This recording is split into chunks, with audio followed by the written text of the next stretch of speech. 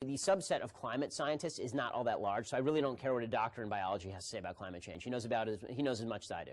So it depends on what they have a doctorate in, right? So you're right. There are a lot of climate scientists and climatologists who have said that global warming is an absolute fact, and anthropogenic global warming is an absolute fact. They have very different measurements as to how large that effect is going to be.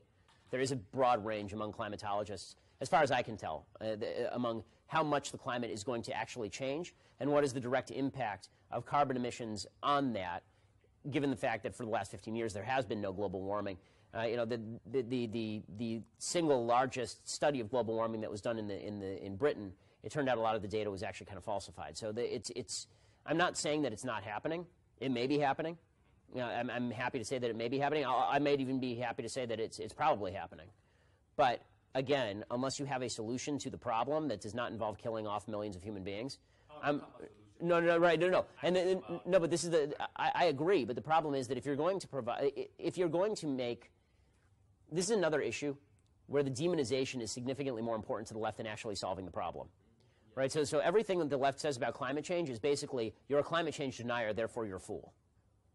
Right? As opposed to, okay, maybe you're wrong about climate change denial, but here's the solution that you're ignoring. Where's the solution that's being ignored? Right? I'm sorry, it's not Holocaust denial. The use of the language denier is pretty ridiculous on its face, considering that 30 years ago they were claiming there was going to be a grand ice age that was going to freeze us all to death. So, I'm willing to wait for the evidence to come in, especially given the fact that we don't have a good solution for it at this point. Once there's a plausible solution that the left actually wants to propose, we can talk about costs and benefits of it. But I also have to understand what exactly is the real imminent threat to human life. I mean, the idea that the gradual rise of sea levels is going to kill hundreds of millions of people it's just fantasy. It's just fantasy. It's not going to kill. They act like the day after tomorrow is how global warming is going to be. Right? Like a giant wave is going to sweep in, and then the next morning it will freeze, and all of New York will be under ice, and Dennis Quaid and Jake Gyllenhaal will be trying to fight their way through it. That's not how global warming is going to happen. Right? Global warming is going to happen, if it does happen, the rate they say it's going to, it's supposed to happen over the course of the next 100 years. So let's say, for the sake of argument, that all of the water levels around the world rise by let's say 5 feet over the next 100 years, say 10 feet by the next 100 years, and it puts all the low-lying areas on the coast underwater. Right, which let's say all of that happens. You think that people aren't going to just sell their homes and move? It's not like it's all going to happen at once. Like there's just a big tsunami that comes and wipes out everybody. So human beings have a way of adjusting. Human beings have a way of dealing with these things. And I have more faith in human beings to deal with the crucial move from Santa Monica to the San Fernando Valley than I do in okay, we're all going to stop using our cars, burning coal, and using electricity. That seems to me a much worse solution than, okay, I'm going to have to sell my beachfront property at a discount price. By the way, that's who it's going to hit, the people with beachfront property. It's not going to hit anybody in Indiana. You're pretty safe. It'll be feel really underdressed. I think this ideology of social justice and victimhood ultimately is Marxism.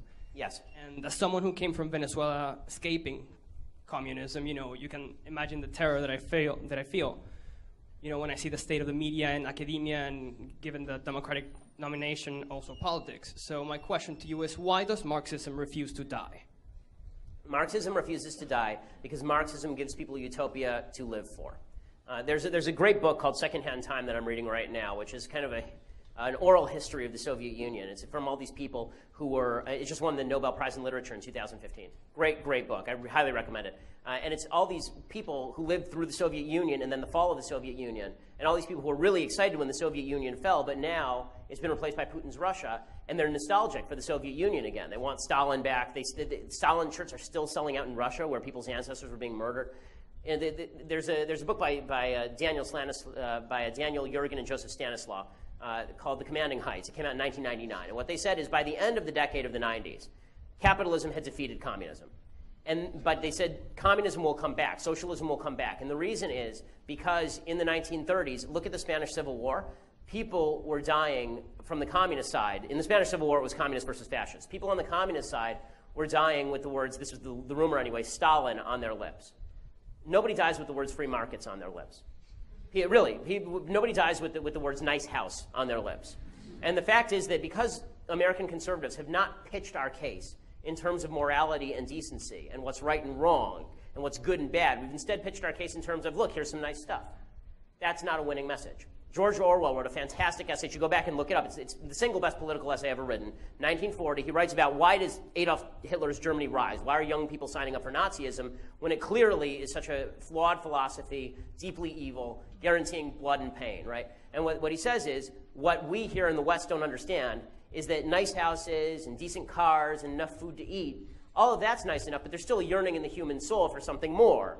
There's a yearning in the human soul for flag flying, and there's a yearning in the human soul for the sound of guns, right? I mean, there's a yearning in the human soul to fight for something, to make your life matter. Now, as religion declines in the West, and this has been one of the major factors, people don't find their meaning anymore in the idea that I am doing something good on behalf of my fellow man. Instead, they say, I need a utopia to belong to. I need a communal cause to identify with. That's why you see people marching in the streets. That's why you wouldn't see one of these kids who's doing this before stand up and do this by himself, right? You need a bunch of people to do it together. It's important because now you're part of something larger and you're brave and you're special.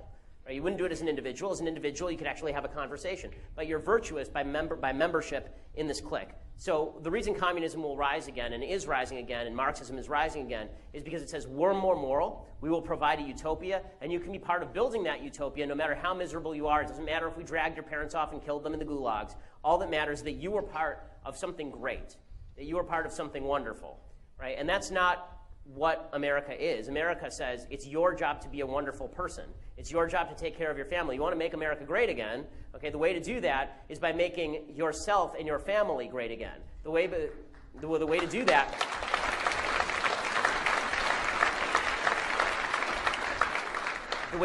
is by being a decent person, independent of trying to grab the levers of government and use them to shape humanity.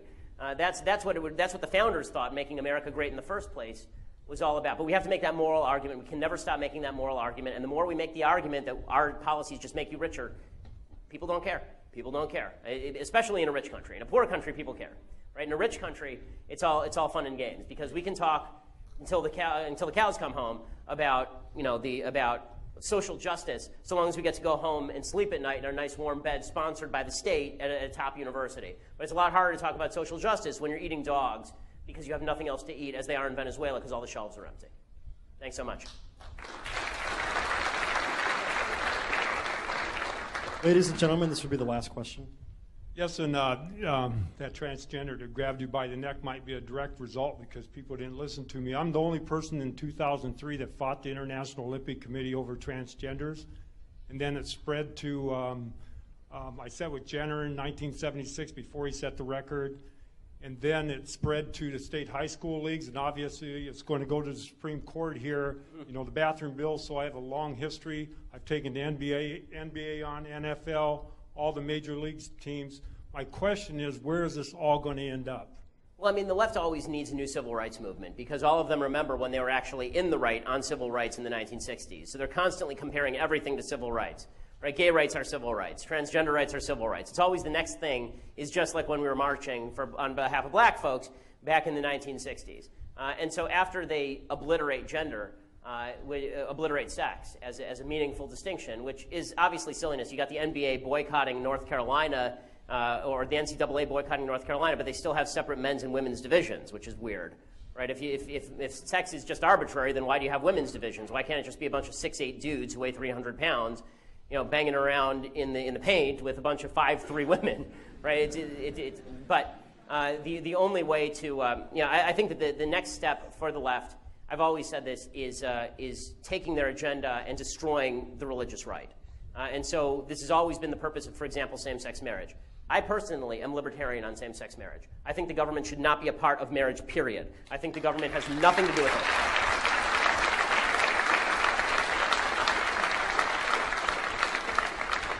And that's not because I'm morally for same-sex marriage. I'm not. I don't think that homosexuality is I'm a religious person. As a religious Jew, I believe there's such thing as sinful and not sinful. That doesn't mean that's public policy, right? Public policy is different than that. So when it comes to public policy, my feeling is that the government is really crappy at everything and hasn't promoted traditional marriage in any real way. When they tried to, it failed. Obviously, the government can't be the barrier between marriage and failure. That just doesn't work. I have personally 2 marriage certificates, right? I have the one from the state that I don't care about and it got lost sometime and I don't care. And then there's my Jewish marriage certificate, which is my ketubah, right? And that's the one that I cared about because it's the one that said I could have sex with my wife.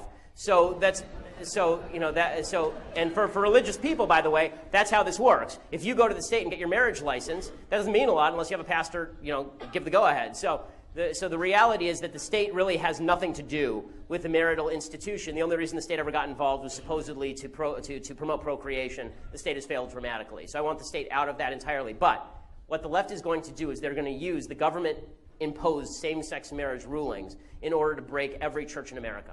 They're going to take schools, religious schools, and they're going to shut them down if they don't respect same-sex marriage. They're going to say if you don't educate your kids about the wonders of same-sex marriage, then you are discriminating against gay people and maybe against your own kid because you never know, they could be gay.